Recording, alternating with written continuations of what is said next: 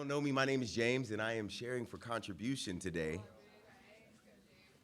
So, we all have a handful of clothing items that they don't look old and they don't look dirty. But these clothes are old enough to where they've gone through some cycles. They've spent some time and been forgotten about in that washer for a week. You know what I'm saying? And the second you put them on, it's almost like your heat from your body activates some unlocked scent, and it just immediately begins to come out, right? And the reason why this item still exists is because you love it. Like, you've thrown the other things that stayed in that washer for a week away, but not this shirt, right? I also had a favorite pair of jeans. They fit just right. You know what I'm talking about? Those jeans. And despite them giving me years and years of use, I probably wore them well past their expiration date. I literally didn't throw them away until they tore right up my right leg. And I said, it's time, right? See, the truth is I keep these things around because I really like these things. And the question is, are there things in your life that maybe are a little old, a little gross, bad habits, unrepentant pride, and or greed that you've held on to as well? See, I think this is all of our stories, and if you want to make your way to Colossians 3:5, we can get into it. I think this is true for all of us, and this is why Paul wrote this to the church in a place called Colossae. He says, "Put to death, therefore, whatever belongs to your earthly nature, sexual immorality, impurity, lust, evil desires, and greed, which is idolatry. Because of these, the wrath of God is coming. You used to walk in these ways, in the life you once lived. But now you must also rid yourself of all such things as anger, rage, malice, slander, and filthy language from your lips." Rid yourself. English translation, get rid of. Because these things are old, and they're dirty, and they're a little bit gross. And what Paul is really and fundamentally saying is this stuff that we have an attachment to, it is not indicative of who you are now. It is indicative of who you once were. See, when Michael Jordan came into the league, the real GOAT, got to make eye contact sometimes, you know what I'm saying? He didn't set out to be a trendsetter.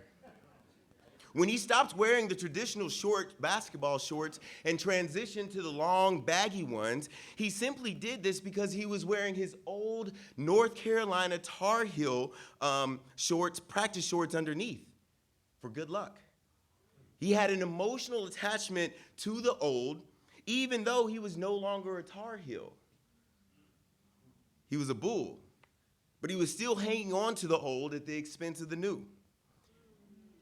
See, we often have this emotional attachment to who we were at the expense of who we are now. And these emotions are drawn from our primary emotions. Let me teach you.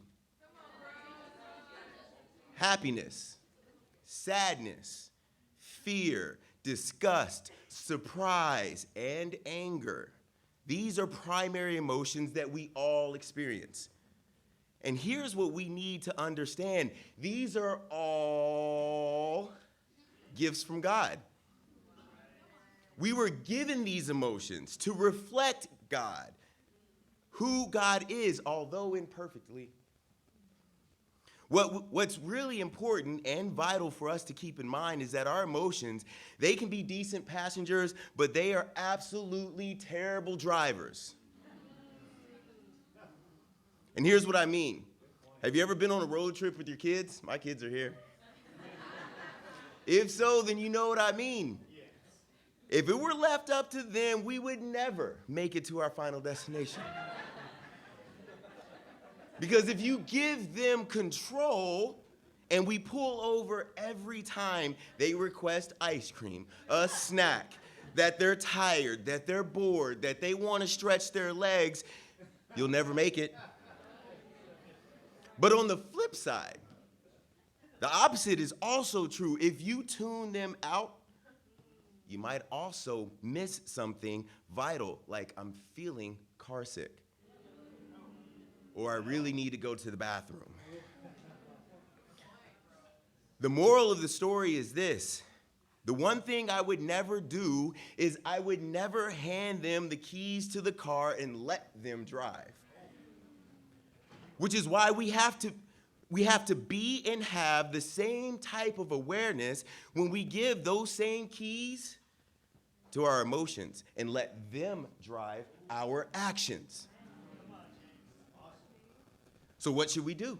Well, thankfully, we have the key. Should we ignore our emotions, or should we be led by our emotions? Well, let's read what Paul has to say. Colossians 3:1-4, it says, "Since then you have been raised with Christ. Set your hearts on things above, where Christ is, seated at the right hand of God. Set your minds on things above, not on earthly things, for you died, and your life is now hidden with Christ in God. When Christ, who is your life, appears, then you also will appear with him in glory." So what I want you to notice is that this is past tense. You have died. You have been raised. That's all in the past. That's the miracle that God has worked as followers of Jesus. So in reflection of the past, it is interesting. If we pivot, we can kind of hear that time that we've all heard the preaching of something called the prosperity gospel. And one way I like to summarize this, the prosperity gospel, is it basically says if you have enough faith in Jesus, you'll end up nothing like him. You'll be healthy and wealthy, and you'll be prosperous. There's no way looking at Jesus' life and saying, man, he didn't pray enough. He didn't have enough faith, because he didn't have any of these things, a huge house or a new wagon or an overflowing bank account, right? So don't buy the books that tell you simply pray enough and we will have these huge things, these bank accounts, as if God's going to bless us like he's a cosmic genie. See, the prosperity gospel is not real gospel, because in essence, it treats Jesus like he's a cheap lottery ticket. Have you ever been at a gas station? There's always that one guy that's buying that boatload of scratch-off tickets. Right? And you know it's him because he wants to scratch them off before he lets anybody else pay for anything. Right? And what do you do when you scratch off that lottery ticket? Are you really treasuring the ticket? Well, yeah, for a second. Until you find out what? Whether you lost or won. And then you throw it away. Or you get your money, which is what you really want. See, I'm from Texas, man, and there's this beautiful place called Lone Star Park, man, and you go there and everybody's looking at these beautiful horses. It's the horse races. And everybody's picking out which ones they want, man, and they make their way to the window and they say something like, I'll put $10 on horse 2, right? And then what do? You get that ticket, and what do? You treasure it. Until when? Until your horse loses. And then what do? You throw it on the ground with the thousands of other tickets already on the ground, right? Or you collect your payment and you win. And you grab your money, which is what you really want. Listen to what I'm saying. Jesus is not a ticket to the treasure. He is the treasure.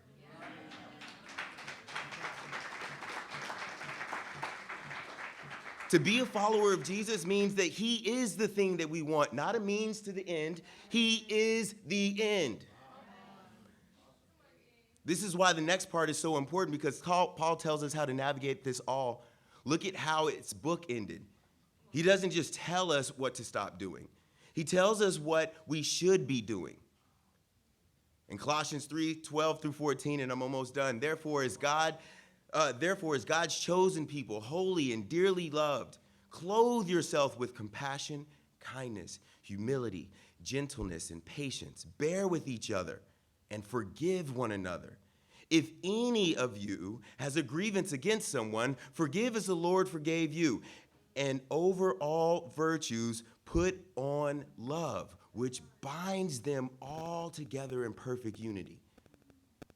Now, the challenge for us is to remember that all the things that we aspire to be, loving, patient, kind, all of the Spirit is bookended by the fact that we are beloved.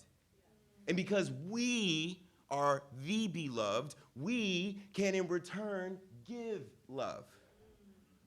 So God beloved the world that he gave his only begotten Son. We don't give to get something from God.